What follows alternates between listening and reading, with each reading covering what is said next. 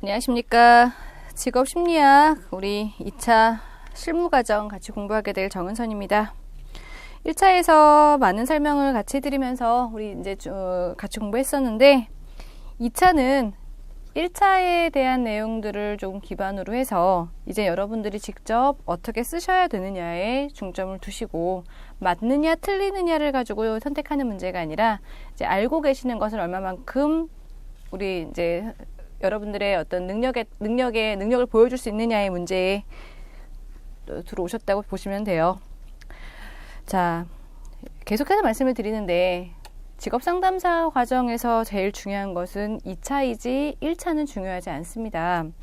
많은 분들이 1차는 객관식 시험이기 때문에 혼자 공부하고 2차는 주관식이라 좀 어렵다, 그래도 도움을 받아야 된다라고 많이 생각을 하시는데 사실상은 1차에서 도움을 많이 받으셔서 개념을 좀 많이 확립하시고 2차는 본인이 개념 정리하신 것들을 요약해서 정리해 가시면서 문제별로 그 문제를 다루시는, 문제를 요약해 놓으시는, 그리고 암기하시는 그런 과정이 더 필요할 거라고 생각을 합니다. 시중에 나와 있는 교재들이 많은 그 방식은 연도별로 문제를 제시하고 그 문제에 대한 해석만 제시가 되어 있는 것들을 많이 보셨을 텐데 이번에는 조금 바꿔서 여러분들이 배우셨던 내용이 어떤 방식으로 문제화 되는지를 조금 보시고 그 문제가 어디에 위치하고 있고 그래서 이걸 뭘 물어보는 것이고 그러니까 그 문제를 내는 의도가 무엇인지 그 의도에 대한 답을 어떻게 했을 때 좋은 답이 될 수 있는지 좀 그런 것들을 생각하실 수 있게끔 좀 이제 파트별로 나누어서 편집을 좀 했습니다. 자, 그래서 1차 과정을 준비하듯이 직업 심리학 파트에서 발달이론부터 그 발달이론에서 그 이론마다 제시되는 문제들을 한 번씩 다 훑고 넘어가신 다음 그 다음에 이제 여러분들이 모의고사 문제들을 조금 이제 발췌하셔서 거기에 이제 여러분들 얼만큼 쓰실 수 있는지 그런 것들을 좀 준비하셔야 되는데 조금 이제 이렇게 공부하시면 어떻겠느냐라고 하는 팁을 드리기에는 우리 문제가 각 문제당 새로운 문제로 따졌을 때 한 100문제 남짓이에요. 그럼 4과목 해봐야 많아봐야 400문제인데 직업정보론 같은 경우는 문제가 사실은 그렇게 많지 않고 한 30문제에서 40문제 정도로 이제 정리가 되실 것 같은데 그러면 많아봐야 300문제, 350문제 근데 노동시장론까지 다 포함을 했을 때 다 그러니까 문제의 유형들을 생각해 보시면 그럭저럭 한 300문제 정도 된다고 생각을 하시면 돼요. 그럼 300문제 중에서 한 70%의 문제들이 계속 반복적으로 나오고 있다라는 사실을 아마 여러분들이 조금 이제 아실 수가 있는데 그런 것들을 공부를 어떻게 하면 조금 효율적이겠느냐. 2차는 사실은 2차 시험 보시고 나오시는 분들한테 여쭤봅니다. 문제가 어떠셨어요? 라고 여쭤보면 10분 중에 9분 이상이 대답하시는 게 뭐냐면 문제는 쉬웠어요. 그리고 못 보던 문제는 없었어요. 그럼 시험 잘 보셨겠네요. 라고 하면 제가 시험을 잘 본 거랑은 좀 다르고요. 문제가 이렇게 모르는 문제는 아니었어요. 이렇게 얘기를 하세요. 그러면 내가 안다라는 것과 내가 쓸 수 있다라고 하는 것이 어떤 차이가 있느냐. 내가 눈으로 익숙하다라고 하는 거에 대한 것은 아는 것은 사실은 아니죠. 눈에 익숙하다라는 거죠. 그래서 문제를 보실 때는 문제와 답을 제시하고 있는 것들을 보실 때는 이거 맞아. 이거 이렇게 하면 돼. 라고 생각들을 하시는데 막상 여러분들한테 볼펜 쥐어드리고 쓰셔라 라고 하면 잘 못 쓰시더라고요. 그럼 어떻게 공부하시는 게 조금 효율적이겠느냐. 제가 직업상담사 한 10년을 강의를 하면서 어떤 공부 방법이 가장 효율적일까라고 생각한 것 중에 제가 사실은 여러분들이 조금 원하실 수도 있는데 그 앞 글자만 따서 외우는 걸 못하는 사람이에요. 그럼 이제 그러다 보니까 여러분들한테 그런 방식으로 강의를 못 해드리는 거죠. 자, 그러면 어떻게 하면은 조금 효율적으로 시험을 보실 수 있고 시험을 조금 편하게 보실 수 있을까라고 하는 과정에 저는 이런 거를 조금 알려드리고 싶어요. 300문제 정도가 계속해서 반복되는 문제의 유형이고 이 중에 그러니까 300문제가 신규 문제화 되어 있는 문제고 이 중에 70%가 계속해서 반복적으로 나온다라고 말씀을 드렸어요. 그러면 300문제를 다 외울 것이냐? 그건 조금 어렵죠. 그럼 그 중에 70%에 해당하는 문제들은 완벽하게 쓰실 수 있다면 여러분들이 2차를 한 번에 붙으시는데 그렇게 어렵지 않은 과제가 되지 않을까라고 생각을 합니다. 근데 어떻게 하면 조금 좋을까? 앞 글자만 따갖고서 이렇게 외우시는 것들이 효과가 없는 거는 아니에요. 그런데 이거는 기억하시는데 문제하고 매칭을 잘 못하세요. 그 문제를 주어졌을 때 문제가 약간만 꼬이면 분명히 알고 계시는 답임에도 불구하고 이 답이 안 나온다라는 거죠. 자, 그러면 어떻게 하면 그 문제와 답을 조금 같이 매칭시켜서 제시할 수 있을까? 이제 이게 관건이라는 거죠. 그래서 2차 시험, 직업상담사의 2차 시험은 어려운 것이 아니라 내가 제대로 매칭되지 않아서 전혀 딴 답을 쓴다거나 그러니까 개념 정리가 안 되어 있기 때문에 문제가 약간만 바뀌면 이게 어떠한 문제인지 제대로 판단이 안 되는 그러한 문제들로 좀 구성이 된다라고 생각을 하시게 되면 그래서 어떻게 하면 조금 편하게 공부를 하실 수 있을까? 본격적으로 강의에 들어가기 전에 이 부분을 먼저 말씀드리는 게 좋을 것 같아요. 자, 이제는 답을 외우시는 것이 아니라 문제를 보고 문제를 내 주변에 많이 놓고 그 문제에 대한 해답을 자꾸만 유추하셔서 서버로 타시는 것이 가장 좋은 훈련의 방법이라고 생각을 합니다. 자, 그래서 가장 좋은 프로그램은 엑셀일 것 같아요. 왜냐하면 얘가 변화가 가능하죠. 이렇게 랜덤화 시키기도 하고, 뭐, 연도별로 모으기도 하고, 이제 이런 식으로 조금 이렇게 이제 필터화 시킬 수 있는 그런 것들이 좀 있는데, 300문제예요. 그러면 각 과목당 평균적으로 한 70문항에서 80문항, 직업정보로는 한 3, 40문항밖에 안 됩니다만, 그럼 이제 상담학이나 심리학은 한 100문항 정도 선을 놓고 한 과목당 이제 문제 놓고 문제만 써놓으시는 거죠. 문제만 써서 얘를 3번 정도 랜덤으로 출력하셔서 다 작성하실 수 있게 된다면 아마 시험을 보시는데 전혀 무리수가 없을 거라고 생각을 합니다. 그 정도 쓰실 수 있다면 그러기 위해서 공부를 하셔야 되는 거죠. 자, 그래서 지금 이제 우리가 다른 과정하고는 좀 다르게 파트별로 먼저 이론을 제시하고 그 이론에서 문제화 됐던 것들을 소개해드리면서 앞으로 또 나올 수 있는 문제들은 이런 문제가 있다라고 하는 것까지 한번 이제 같이 이야기를 해보려고 합니다. 그러면 이제 여러분들이 복습을 하시는 과정에서 내가 진도를 나간 과정들의 문제들을 엑셀에다가 다 적으세요. 그래서 이 문제들을 출력해서 랜덤으로 막 섞어서 나중에는 과목별로도 랜덤으로 막 섞어서 그래서 어떠한 문제가 나오더라도 내가 그 문제에 대해서 쭉쭉쭉쭉 써나갈 수 있다면 그러면 아마 시험 보시는데 전혀 문제가 되시지 않으실 거라는 거죠. 그러기 위해서는 개념을 조금 잘 정립하시는 게 중요하고 이 문제가 어떤 파트에 있는 문제다라고 하는 걸 알고 계셔야 빨리빨리 그 문제를 찾아서 답을 확인하실 수가 있어요. 2차는 여태까지 한 번도 산업인력공단에서 문제도 답안도 이것이 답이었다, 이것이 문제였다라고 공식화시킨 적은 단 한 번도 없습니다. 그래서 이게 답이야 라고 하는 것은 없어요. 이렇게 답을 쓰면 노말하지 않을까에 대한 문제인 것이 어느 정도 평범하게 그 개념을 이해했다고 보여줄 수 있지 않을까에 대한 문제이지 이것만이 답이야 라는 건 없다라는 거죠. 자, 그래서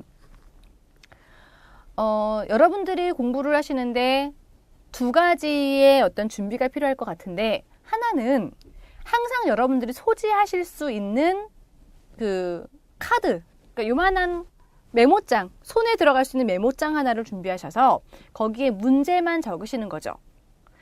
답을 적으시는 게 아니라 문제만 적으시고 그 문제를 10번, 20번 계속해서 읽어가시면서 내가 생각하는 문제와 내가 생각하는 그 문제의 답을 한번 적어보시고 그리고 나서 내가 정리해 놓은 것 아니면 우리 이제 교재를 보시고 참고하셔서 내가 무엇이 틀렸는지를 확인해 나가시는 그런 과정이 굉장히 중요합니다. 2차에서 여러분들께 소개해 드릴 수 있는 그 시험과 관련되어 있는 접근도는 최소한 90% 정도를 말씀을 드릴 거예요. 그러니까 수업 시간에 분명히 그 정도의 분량에 대한 얘기는 해드릴 거라는 거죠. 90% 이상을. 그래서 수업 시간에 빠져서 못 푸는 문제들은 거의 없습니다. 그런데 여러분들이 어느 만큼 여러분 것으로 만드시느냐의 문제가 2차는 합격하느냐 아니면 합격하지 못하느냐의 어떤 그런 중점에 서 있다라는 거죠. 그래서 여러분들이 공부하시는 과정에서 2차 과정은 사실은 굉장히 지루한 자기와의 싸움이 되지 않을까라고 생각을 합니다. 그래서 뭐 이렇게 문제를 곳곳에 조금 놔두시고 자꾸만 문제 보시고 답을 외우시려고 하시지 말고 한 번은 들으셨던 내용들이시고 공부를 하셨던 내용들이기 때문에 자꾸만 본인의 머릿속에서 정리해서 나오실 수 있게끔 공부하시는 게 가장 좋습니다. 자, 그래서 내가 시선이 머무는 곳들마다 문제들을 적어서 자꾸 그 문제를 직면하시고 그 문제를 보시고 그 문제에 대한 답이 뭐지? 라고 답을 먼저 생각하신 다음 써보시고 그리고 나서 그 답이 정확하다, 정확하지 않다라고 하는 그러니까 어느 정도 모범 답안에 가까이 있다, 그렇지 않다는 다시 답안을 확인하면서 이제 보실 수 있어야 여러분의 실력이 느실 수가 있어요. 자꾸만 키워드 중심으로 요건 요거 외우고 요건 요거 외우고 요건 요거 외우고 라고 하는 식으로 외우시는데 그렇게 외우셔가지고서 막상 시험에 들어가시면 그 키워드 방식으로 문제가 나오는 게 아니라 약간 바꿔서 약간 돌려서 뒤틀어서 문제가 나오게 되면 여러분들이 알고 계시는 내용임에도 불구하고 잘 안 나오더라는 거죠. 뭐 조금 웃기는 얘기입니다만 이제 여러분들이 시험 보러 가시면 시험 시간이 굉장히 길어요. 하여간 그렇게 시간이 모자라서 못 쓰시고 나오시는 분은 단 한 분도 없으세요. 한 반에 한 30명 정도가 이제 2차 시험을 보시잖아요. 그러면 2차 시험을 보시고 이제 나가도 됩니다 라고 한 그러니까 절반의 시간이 지나고 나면 나가셔도 돼요. 퇴실을 하셔도 돼요. 근데 절반 시간이 지나고 나면 30명 중에 27명이 다 나가세요. 이미 쓰실 수 있는 분과 못 쓰는 분은 그나마 정해진 거죠. 남는 분은 3분이세요. 근데 그 3분이 남아있다고 그 답을 잘 쓰시느냐, 합격하시느냐, 그건 아니에요. 어떤 면에서는 요 문제 본 적이 있는데 내가 어느 페이지에서 본 적이 있는데 그 답이 5개였는데 그게 생각이 안 나시는 거죠. 그래서 계속 고민만 하시다가 이제 나중에 종치고 나오시는 그런 분들을 꽤 많이 뵀는데 2차는 시간이 모자라서 문제를 못 푸시는 일은 거의 일어나지 않습니다.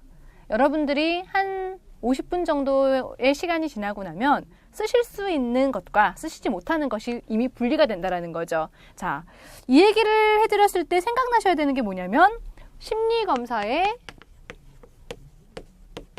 파워 테스트, 우리가 역량검사라고 하는 것,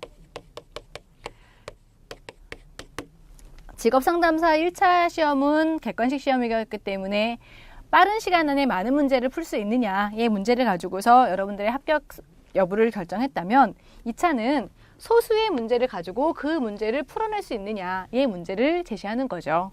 자, 그래서 시간을 아무리 많이 들여도 여러분들 기억나지 않는 것은 잘 기억이 나지 않습니다. 그래서 너무 스트레스 받지 마시고 그냥 이렇게 반 정도 지나서 더 이상 못 쓰겠다 싶으면 이제 나오시는 것도 하나의 방법이시겠죠. 자, 그런데 이 부분들을 열심히 준비하시기 위해서는 여러분들이 문제를 다각도로 꼬실 수 있으셔야 되고 그 문제와 답이 어떻게 매칭되어 있는지가 여러분 머릿속에 들어있으시면 어떠한 방식으로 문제를 꼬아서 나온다 해도 항상 그 답은 존재하더라는 거죠. 자, 그래서 여러분들이 조금 어려워하시는 것이 이제 가장 어렵게 보시는 과목이 직업 심리학이세요. 직업 상담학은 그나마 조금 그냥 이렇게 소설을 쓰듯이 우리가 이제 이렇게 뭐 썰을 푼다라는 표현들을 쓰시는데 그렇게라도 쓰실 수가 있으시대요. 그런데 이놈의 심리학, 직업 심리학의 문제들은 어떤 면에서는 굉장히 정확한 용어들을 요구하고 그리고 통계학적인 부분들이 나오다 보니까 굉장히 어렵더라라고 하시는 분들이 많으시더라고요. 그래서 직업심리학이 비중이 가장 크다라고 해도 과언이 아닐 텐데 직업심리학 파트에서 사실은 한 문제, 직업상담학 파트에서 한 문제 정도는 내가 틀릴 것이야 라고 예상을 하시고 내가 최고 받을 수 있는 점수는 100점이 아니라 내가 최고 받을 수 있는 점수는 80점이야 라고 생각을 하시고 여러분들이 80점이 밖에는 아무리 해도 못 받는다라고 최고점을 접으시고 실점이 줄이는 데에 염두를 두셔야지 내가 60점을 넘겨야지 아니어야지 라고 하는 거에 관점을 두시게 되면 한 번에 합격하시기가 어려울 수 있습니다. 자, 그래서 실점을 줄인다라고 하는 것은 내가 얻을 수 있는 80점에서 그 80점에 대한 것만큼은 완벽하게 써내려 가겠다라고 하는 생각을 가지고 공부를 하시게 되면 저는 분명히 좋은 결과가 있을 거라고 믿어 의심치 않습니다. 자, 그래서 여러분들이 이렇게 문제를 엑셀에다가 쭉 정리하셔서 걔를 랜덤으로 뽑아서 자꾸만 거기에 써보시고 그래서 틀린 문제들은 다시 틀린 문제들끼리 추려서 다시 한번 또 그 교재 갖고 학습하시고 또 써보시고 그리고 또 틀린 문제 골라서 또 그런 공부하시고 또 써보시고 이러한 부분들을 절차를 거치신다면 아마 분명히 좋은 어떤 성적으로 이렇게 합격하시지 않을까라고 생각을 합니다. 보여지기에는 60점 합격이니까는 절대평가 같은 느낌으로 보시는데요. 절대평가 맞습니다. 60점이면 합격이에요. 자, 그런데 60점과 59점은 굉장한 차이를 갖고 있다는 거죠. 59점은 조금만 더 하면 60점이 될 것 같지만 사실은 60점은 그 합격할 수 있는 정도의 수준으로 공부하시지 않으면 60점이 안 나오더라는 거죠. 그래서 59점은 한 문제만 더 맞아서 60점이 되는 것은 아니라는 생각을 좀 하셨으면 좋겠습니다. 그래서 혹시 시험을 보셨던 적이 있으신 분들이 내가 58점이었어, 59점이었어 해갖고 떨어지셨던 분들은 사실상 한 문제만 더 맞으면 합격하시는 것이 아니라 수준이 아직은 60점 수준에 못 도달해 있다라고 인정을 하시고 다시 60점이 될 수 있게끔 준비를 하시기 위해서는 조금 더 개념을 확실하게 잡으시고 거기에 대한 답을 본인이 머릿속에서 빼내서 적으실 수 있으셔야 된다는 거죠. 이것은 이제 암기의 문제가 아니라 그 문제가 무엇을 요구하고 있는지를 보실 수 있으면 아마 좋은 그런 결과가 나오지 않겠느냐라고 생각을 합니다. 자, 이제 시험에 응시하시기 전에 공부하셔야 되는 방법에 대한 얘기를 조금 해드렸다면 이제 본격적으로 우리가 직업심리학에 대한 문제들을 가지고 여러분들과 같이 공부해 보도록 하겠습니다. 자, 이제 직업발달이론이라고 해서 챕터 1절의 특성윤 이론을 보시게 되면 자, 이제 특성윤 이론이라고 하는 것들에 여기 나와 있는 내용뿐만 아니라 한번 생각을 해보시면 특성이라고 하는 것은 개인이 가지고 있는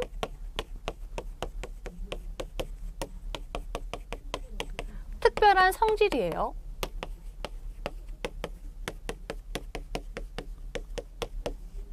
자, 그러면 개인마다 가지고 있는 특별한 성질들, 우리는 그것의 성격이라고 하는 것을 얘기를 하겠죠.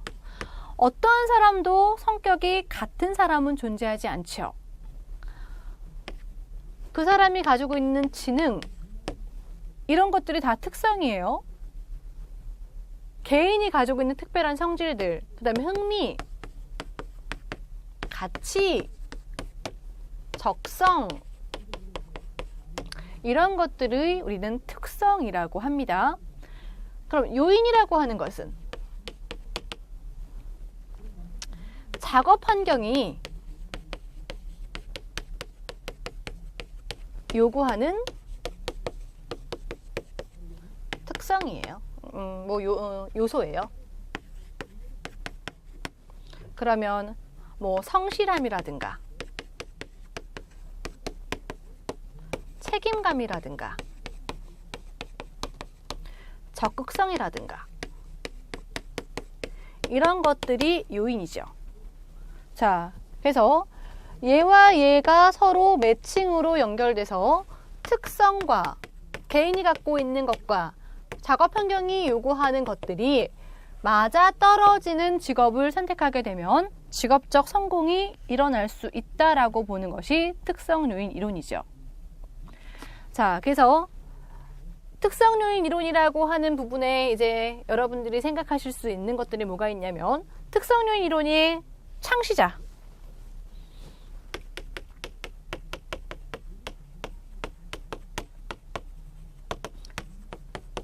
여러분들이 많이 알고 계시는 파슨스죠. 그래서 1906년에 파슨스의 유작을 통해서 직업 상담이라고 하는 개념이 제시가 됩니다. 그래서 이 파슨스의 입장에서는 3요소 이론이라고 이론이 제시가 됐죠. 그 3요소 이론이 뭐예요? 첫 번째, 특성 요인의 답이 있었죠. 첫 번째, 개인 탐색. 개인이 가지고 있는 특별한 특성들을 찾아내는 거죠. 이게 개인 탐색이에요. 두 번째,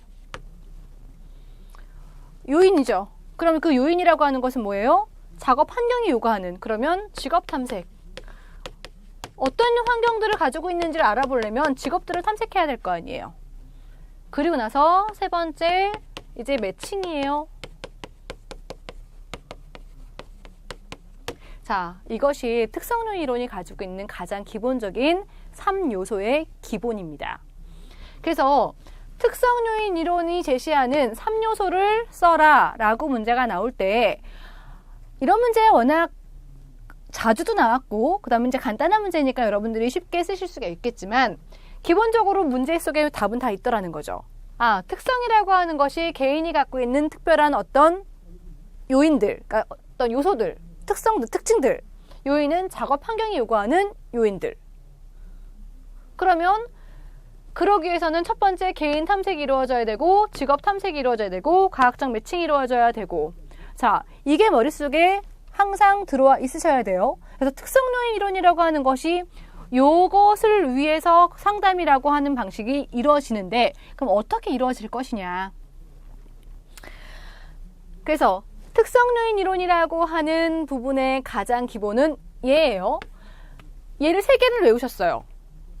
특성요인 이론의 3요소 이론을 쓰시오. 3요소를 쓰시오.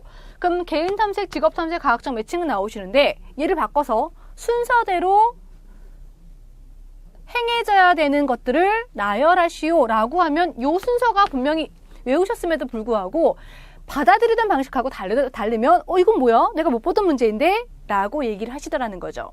자, 첫 번째가 개인 탐색하고 그 사람이 갖고 있는 적성들, 흥미들, 가치들 쭉 뽑아내고 그리고 나서 직업 탐색들 쭉 해봤더니 서로 같이 매칭되는 것들끼리 아, 너는 이러한 특성을 갖고 있어서 이러한 요인들을 요구하는 직업과 매칭이 되면 그런 직업에서 재밌고 어떤 성과가 날 수 있겠구나 라고 하는 방식의 상담이 이루어지는 거죠.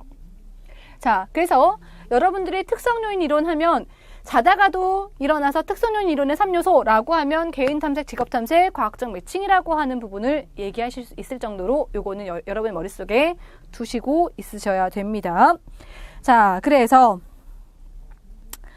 특성요인이라고 하는 부분이 이제 우리 교재상에서 검사를 통해서 특성이라고 하는 것은 검사를 통해서 측정되어 줄 수 있는 개인의 특징, 그 다음에 요인은 성공적인 직업 수행을 위해 요구되는 특징이다 라고 하는 부분을 여러분들이 거기다가 조금 이렇게 표시를 해놓고 그것을 항상 머릿속에 두고 계시면 아마 특성요인 이론이 발달 이론과 막 헷갈리는 이런 일들은 없으실 거라고 생각을 합니다. 자, 그래서 세 번째 보시면 파슨스는 개인 분석, 직업 분석, 과학적 조언을 통한 매칭, 개인 탐색, 직업 탐색, 과학적 매칭 다 같은 말이에요. 어떠한 단어가 들어가면 맞고 어떠한 단어가 들어가면 틀리다라고 하는 것이 아니라 어차피 이 얘기들은 다 번역돼서 나온 것이기 때문에 그 의미가 그쪽에 향해 있으면 되는 거죠. 자, 그래서 개인 분석, 직업 분석, 과학적 매칭, 과학적 조언을 통한 매칭 자, 요 세 가지 표시해 놓으시기 바랍니다. 자, 그러면서 이제 파슨스가 직업 상담이라고 하는 것들을 제시한 뒤에 윌리엄슨이라고 하는 사람을 비롯하여 미네소타 대학에서 그 여러 사람들에 의해서 특성에 관련된 것들을 찾아내는 여러 가지 방법들이 제시가 되지요. 자, 그래서 윌리엄슨이라고 하는 사람이 특성 요인의 대변자로 떠올랐으며 미네소타 대학의 직업 심리학자들은 다양한 특수적성 검사, 인성 검사 등의 도구를 개발함으로써 특성 요인의 이론의 기초를 다졌다. 이들은 또한 상담 기법, 진단 전략, 인력 배치에 관한 정보를 담은 책들도 펴냈으며 이들의 연구 결과로 1977년 미국 직업사전이 출판되었다라고 하는 부분을 여러분 이제 제시가 되고 있습니다. 자, 이제 그러면 진로 상담의 과정이 어떻게 이루어지느냐. 그래서 첫 번째는 진로 상담자들이 제시하는 직업 상담의 과정은 간단하게 볼 수 있는 인지 과정이라고 이야기를 했어요. 비교적 간단하게 설명할 수 있다는 거죠. 사실은 개인이 갖고 있는 특징, 직업 환경이 요구하는 요인들이 섞여서 서로 같이 매칭되는 것들을 연결해주면 직업적인 성공이 일어나더라. 자, 그러면 이제 여기서 직업적 성공이라고 하는 것이 사실은 무엇이냐의 문제겠죠.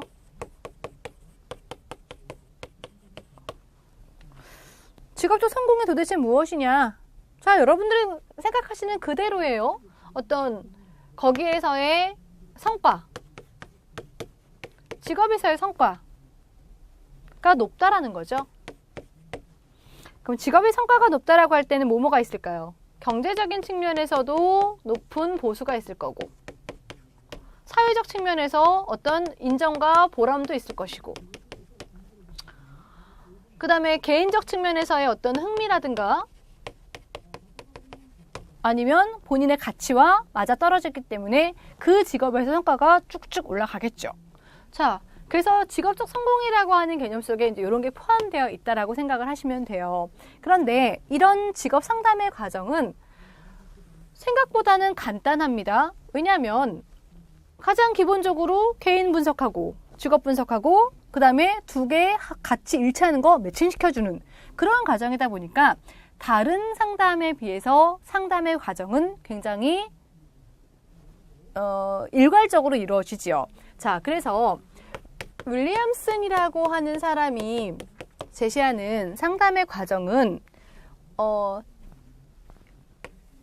윌리엄슨이라고 하는 사람이 직업 상담이라고 하는 부분에서 이제 특성률 이론에서 가장 집대성한 사람이라고 보실 수가 있죠. 자, 그래서 이 사람은 어떠한 방식의 상담 과정을 제시했냐면 첫 번째는 분석하고, 두 번째 종합하고, 세 번째 진단하고, 네 번째 처방하고, 다섯 번째 상담하고,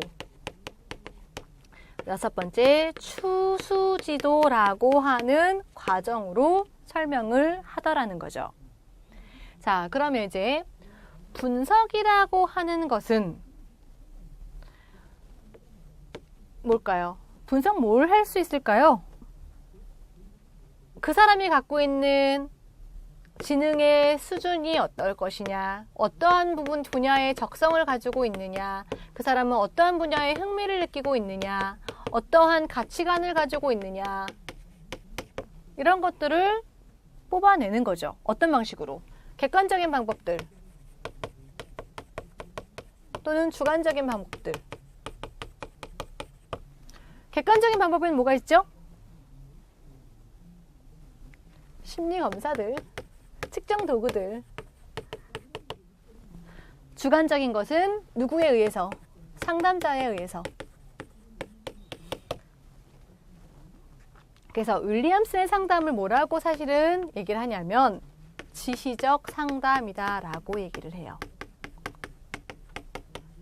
그래서 상담자가 가지고 있는 어떤 그 사람의 평가를 기반으로 해서 이 사람은 뭘 잘하고 이 사람은 어떠한 분야에 흥미가 있고 이런 것들에 대한 분석을 갖고 그것을 종합해서 여러 가지 모아보니 문제가 분류되는 거죠. 이것을 윌리엄스는 변별진단이라고 이야기를 했어요.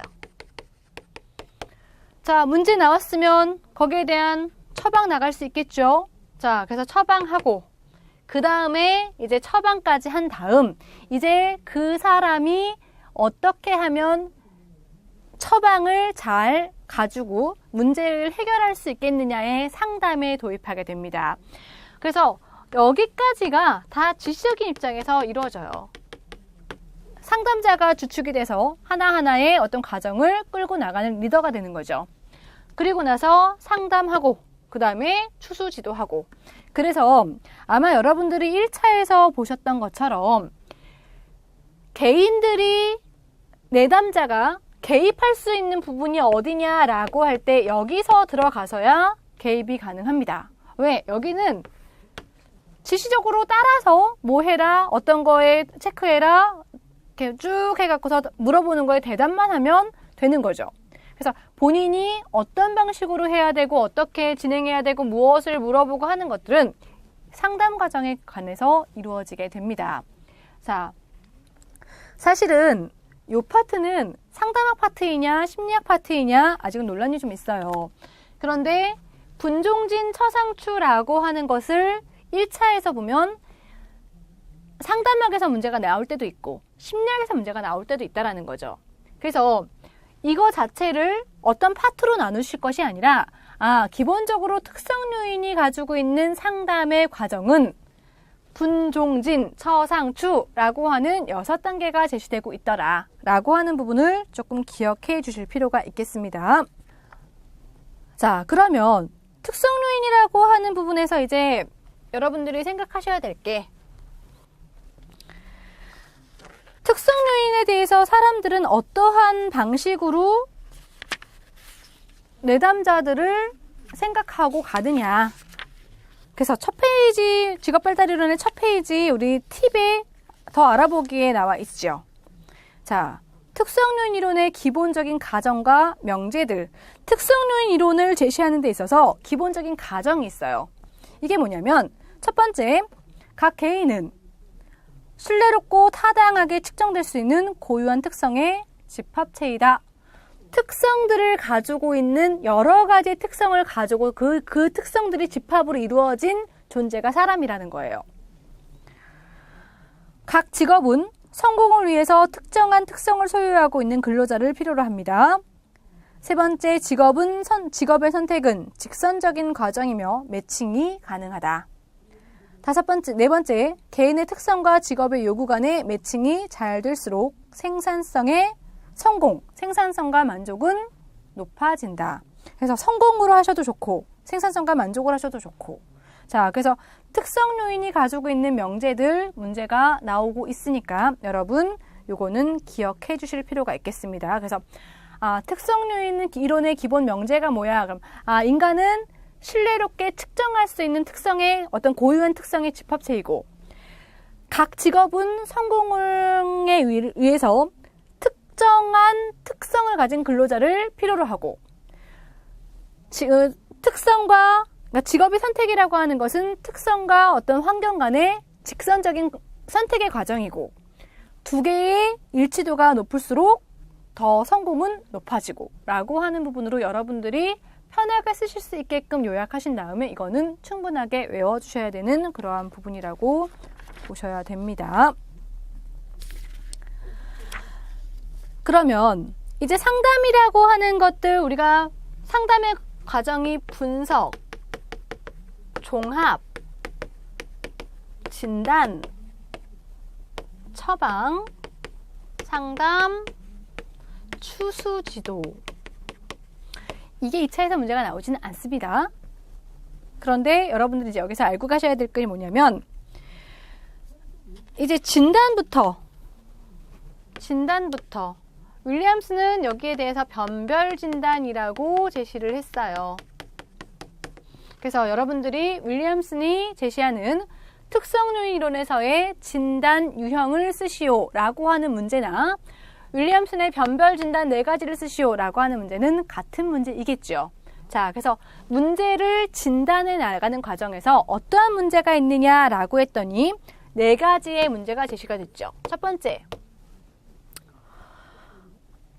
무선택이에요.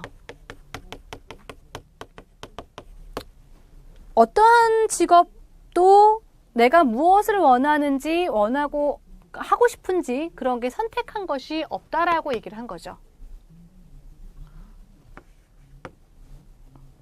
두 번째, 선택하긴 했어요. 몇 개에 대해서 몇 개 정도를 내가 하고 싶은 직업이 있는 건 사실이에요. 자, 그런데 그 직업들이 이런 것들은 하고 싶어 라고 말을 할 수는 있지만 조금 불안한 거죠. 스스로가 자신의 결정을 믿지 못하는 거죠. 세 번째, 현명하지 못한 선택.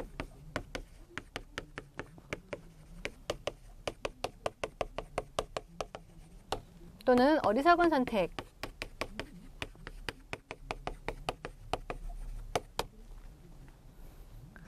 저성과 저능력자가 고성과와 고능력을 요구하는 직업을 하고자 한다거나, 정말 암기 능력이 많이 그렇게 좋지 않은 사람들이 사법고시를 보겠다라고 한다거나, 이해도를 가지고서 공부하는 것을 좋아하시는 분들이, 어떤 정보를 받아들이시는 분들이 단순한 어떤 조립 같은 일들을 하고자 한다거나, 이러한 것들이 조금은 잘 안 맞는 부분이죠.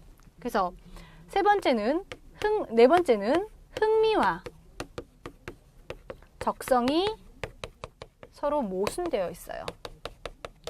내가 좋아하는 것과 잘하는 것이 서로 일치하지 않는 거죠. 여기는 현명하지 못한 선택에 사실은 여기도 포함이 되지요. 그런데 현명하지 못한 선택이라고 하는 것은 조금 체계적이지 않은 방식으로 직업을 선택한다거나, 친구가 가니까 나도 쫓아간다거나, 다른 분야들마다 다 똑같은 수준을 갖고 있는데 그 중에서 조금 나은 것들이 난 잘한다고 생각을 한다거나, 이러한 것들이 사실은 어리석은 선택, 현명하지 못한 선택이라고 보실 수가 있는 거죠.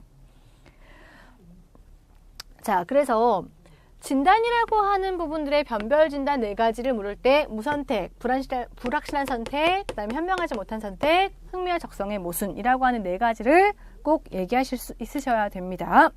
이제 그리고 나서 처방이라고 하는 것이 내려지고 나면 상담이 진행이 되는데, 여태까지 사실은 상담의 내용을 물어본 적은 없어요. 그렇지만 또다시 특성요인 이론에서 새로운 문제가 나올 수 있다면 이 문제를 나올 수 있지 않을까. 그래서 상담 기법이라고 하는 부분을 5가지를 제시하라 라고 나올 수가 있지요. 그래서 얘는 상담 기법이기도 하고 뭐라고 얘기를 하기도 하냐면 그러니까 상담의 일반적 기술이에요. 상담의 일반적 기술. 그래서 5가지가 있습니다. 자, 그래서 진로상담 과정 옆에 더 알아보기에 보시면 상담 기법에 윌리엄슨은 5가지 일반적 기술을 분류하고 있는데, 첫 번째가 촉진적 관계 형성. 우리가 관계를 형성하는 데 있어서 촉진적인 관계 형성과, 그러니까 촉진적인 관계 형성이라고 하는 것은 문제를 빨리 해결하는 거죠. 문제 해결을 빨리 진행시키는 것이 촉진이에요.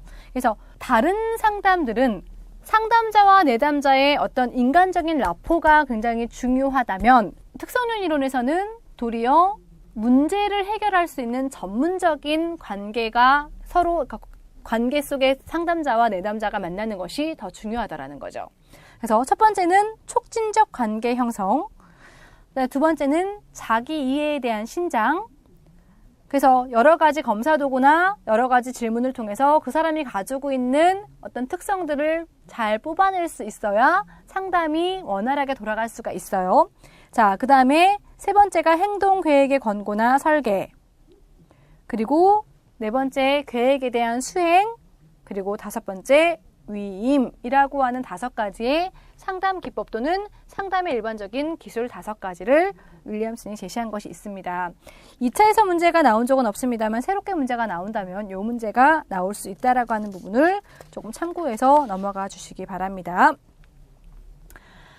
이제 그런 과정에서 검사를 통해서 그 사람의 검사 결과를 해석해 줘야 되는데 검사 해석에 대한 그것도 상담의 관계에서 일어나는 거죠. 검사 해석에 대한 기법이에요. 이것 또한 윌리엄슨이 제시한 거죠. 자, 검사 해석의 기법을 좀 보시게 되면 첫 번째, 직접 충고. 두 번째, 설득. 세 번째, 설명. 그래서 더 알아보기 보시게 되면 직접 충고란 내담자가 가장 만족할 만한 선택이나 행동 또는 실행 계획에 대해 상담자가 자신의 견해를 솔직히 표명하는 것. 자, 여러분들이 이거를 그대로 외워서 쓰시기는 어렵습니다. 그러면 직접 충고란 내담자가 원하는 것을 상담자가 직접적으로 제시해 주는 것. 이 정도로 하셔도 무방하시겠죠. 그래서 자꾸만 여러 번 읽으셔서 여러분의 씹어서 여러분들이 어떤 그 머릿속에 들어가서 씹어서 다시 나올 수 있게끔 자꾸 준비하시는 것이 좋습니다. 설득이란 상담자가 내담자가 비합리적인 선택을 하지 않도록 설득한다. 너무 막연하죠? 검사 결과를 하셔도 좋죠. 이게 설득이니까 합리 선택을 할 수 있도록 유도하는 것이 설득이에요. 그 다음에 설명은 직접 상담, 설득, 설명의 방법에 있어서 이제 여러 가지 사용을 하는데 설명은 이렇게 얘기하죠. 내담자가 이해하기 쉽게 제시, 이게 설명이겠죠. 자, 그래서 검사의 해석 방법이라고 하는 것도 이제 당신이 가지고 있는 것이 이러한 특성을 갖고 있기 때문에 이런 일을 하시는 게 좋습니다 라고 하는 건 직접 충고였죠. 그런데 이거는 설명하고 안 되면, 설득하고 안 되면 그때 직접 충고하는 것이지 먼저 처음부터 직접 충고하는 건 아닙니다. 자, 그래서 검사를 해석하는 방법의 첫 번째는 설명해서 내담자가 이해하기 쉽게끔 제시해주고, 그 다음에 어떤 논리 순서에 맞게끔 합리적으로 선택하도록 유도하고, 그러니까 상담자가 생각하기에 가장 최적의 방안으로 내담자에게 직접적으로 제시해주고, 이런 것들을 우리는 검사 해석 방법이라고 이야기를 하고 있습니다. 자, 그래서 검사 해석 방법에 대한 부분의 문제가 상당히 많이 나오니까 여러분들이 조금 잘 보실 필요가 있습니다.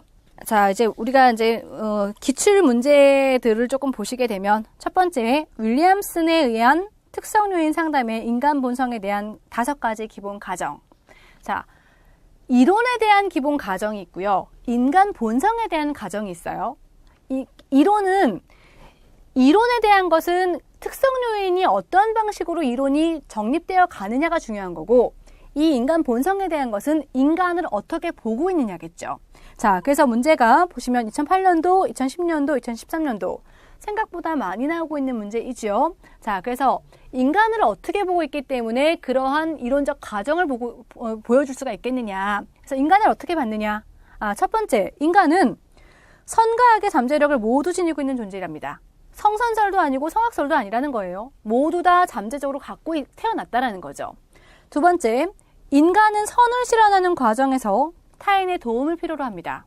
혼자서 잘 선택해 갈 수 있는 사람은 없다라는 거예요. 누군가의 도움, 부모의 도움, 선생의 도움, 또는 어떤 경험자의 도움 등을 받아서 우리는 그런 선을 실현해 나가는 존재라는 거죠. 그런데 세 번째, 선의 본질은 자아의 완전한 실현입니다. 자아의 완전한 실현이라고 하는 것은 우리가 여러분들이 자아 성찰하고 자꾸만 이렇게 혼동하시는데, 자아 성찰이 아니라 자기가 가지고 있는 자기의 특성을 제대로 파악해서 자기가 그 특성과 관련된 무엇인가의 행동을 해 나가는 것을 자아 실현이라고 얘기를 하는 거죠. 선의 본질은 완전한 자아의 완전한 실현이다. 네 번째, 인간의 선한 생활을 결정하는 것은 자기 자신이다. 그렇지만 선과 악의 어떤 선택의 기준에서 항상 선택의 기준이 되는 것은 자기 자신의 선택이라는 거죠. 다섯 번째, 우주와 인간의 관계, 즉 세계관은 개인적인 것으로 인간은 누구나 그의 독특한 세계관을 지닌다. 우리가 인간을 소우주라는 표현을 쓰죠. 다 어떤 여러 가지의 그 사람이 가지고 있는 특성들이 조합되어서 움직이는데 어떤 사람은 흥미가 크고 적성이 작지만 그 흥미로 인하여 어떤 열정을 갖고 있는 사람들이 있을 수 있고 어떤 사람은 흥미는 그렇게 크지 못했지만 어떤 성실함과 열정과 집중과 하는 것으로 그 안에서 성과를 내면서 흥미를 만들어갈 수도 있고 그렇게 자기마다 가지고 있는 자신의 경험은 각각의 하나의 우주처럼 움직이고 있기 때문에 모든 사람들은 다 자기마다 독특한 세계관을 지니고 있다는 거죠. 자, 그래서 윌리엄슨이 제시하는 인간 본성에 대한 5가지를 물어보고 있습니다. 자, 두 번째 문제는 특성윤 이론의 기본적 가정을 4가지 쓰시오 했죠. 자, 기본적 가정을 먼저 말씀드렸었어요. 그래서 인간은 신뢰롭고 타당하게 측정될 수 있는 고유한 특성들을 갖고 있는 집합체이다.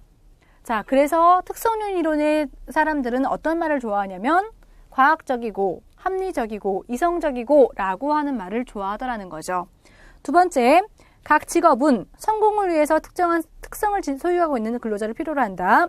세 번째, 직업의 선택은 직선적인 과정이며 매칭이 가능하다. 네 번째, 개인의 특성과 직업의 요구 간의 매칭이 잘 될수록 성공의 가능성은 커진다. 자, 그러면 여기서 꼭 들어가셔야 되는 단어. 각 개인은 고유한 특성의 집합체이다. 두 번째, 각 직업은 특정한 특성을 소유하고 있는 근로자를 필요로 한다. 세 번째, 직업의 선택은 매칭이 가능하다. 뭐 직선적인 과정이 들어가면 좋겠습니다만 매칭이 가능하다. 네 번째, 개인의 특성과 직업 요구 간의 매칭이 일치할수록 성공의 가능성은 커진다. 이렇게 조금 키워드를 중심으로 놓고 기억하시는 것도 하나의 방법이 되겠습니다. 자, 특성윤 이론에서 상담자가 지켜야 될 4가지 원칙. 왜 이 얘기가 물어보느냐 하면 얘가 지시적 상담이라고 표현을 해드렸죠. 자, 그래서 자칫 잘못하다가는 상담자가 내담자의 어떤 인격을 훼손할 가능성이 있을 수 있다는 겁니다. 왜냐하면 본인이 더 전문가이기 때문에 내담자가 가지고 있는 것들을 자꾸 눌러버릴 수가 있어요. 자, 그래서 주의하셔야 되는 게 뭐냐면 강의하는 듯한 거만한 자세는 안 됩니다. 두 번째, 간단한 어휘 사용, 상담 초기 정보 제공의 범위를 좁혀야 합니다. 어휘를 너무 장황하게 쓰는 것은 바람직하지 않습니다. 세 번째, 정보나 해답 제공 전에 내담자가 정말로 알고 싶은지를 탐색해야 됩니다. 무조건 막 주는 것은 아니라는 거죠. 네 번째, 상담자는 내담자를 잘 파악하고 있는지를 확인해야 됩니다. 그래서 특성윤 이론에서 상담자가 지켜야 되는 4가지 원칙이라고 보실 수가 있겠습니다. 자, 또 문제 나왔죠. 특성윤 이론에서 제시하는 검사 결과의 해석 방법 3가지. 그래서 직접 충고, 설득, 설명. 여러분들이 이 내용을 여러 번 읽으시고 여러분들이 편하게 쓰실 수 있게끔 요약해서 그 부분을 외우시는 게 가장 좋습니다. 자, 그 다음에 특성윤 이론에서 브레이필드가 제시하는 직업 정보의 기능을 3가지 쓰고 설명하시오. 직업 정보라고 하는 것이 사실은 우리가 개인이 갖고 있는 특성, 그 다음에 환경이 갖고 있는 특성들을 어떤 결과로 제시된 것들이 다 직업 정보가 되겠죠. 그 정보들이 어떠한 기능을 하느냐. 첫 번째는 정보 제공의 기능. 그래서 내담자로 하여금 적절한 선택이 이루어지도록 해서 진로 선택에 대한 내담자의 지식을 증가시키는 기능. 두 번째는 재조정 기능으로 내담자로 하여금 현실 상황에 비추어 자신의 진로 선택이 적절했는지를 재조명해보는 기능. 현실에 맞추어 재조명해보는 기능. 동기화 기능은 내담자로 하여금 의사결정에 자발적이고 직무 몰입을 가능하게 하는 기능 또는 내담자가 직무에 대한 직무 몰입을 증가시켜 선택에 대한 책임을 증가시키는 기능 하셔도 좋습니다. 자, 그래서 문제가 보니까 꽤 자주 나오고 있는 문제라고 하는 부분을 아실 수 있으실 거예요. 자, 이렇게 해서 첫 번째 시간 같이 진행해 드렸습니다. 자, 여러분들이 이 시간 끝나시고 나서 다시 5문제들은 문제를 적어 놓으시고 그리고 나서 수시로 내가 한번 생각하시는 부분들을 써 내려가시는 방식으로 공부를 해보시고 답이 잘 안 나올 때 답을 보시고 그리고 나서 또 한번 써보시고 하시는 어떤 그런 훈련을 계속해서 해주시기 바랍니다. 고생하셨습니다.